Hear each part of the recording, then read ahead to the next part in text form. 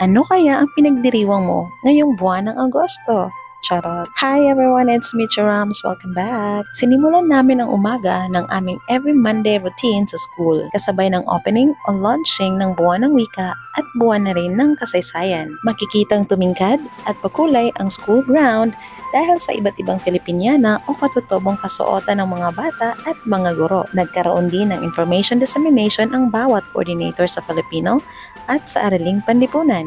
At nagsalita ang lola ni John Charing. May pahabol pang gift giving para sa mga gurong magdiriwang ng kanilang kaarawan this month of August. Syempre, may nag-alay din ng awiting Pilipino na nagpabibo sa audience. Char! After the program, nagsibalikan na ang mga bata at guro sa kanilang mga classroom.